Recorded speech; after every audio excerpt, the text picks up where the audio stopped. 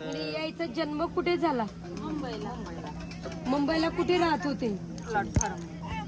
अच्छा, प्लॅटफॉर्मवर फुटपाथवरच तुमचं सगळं चालत होतं.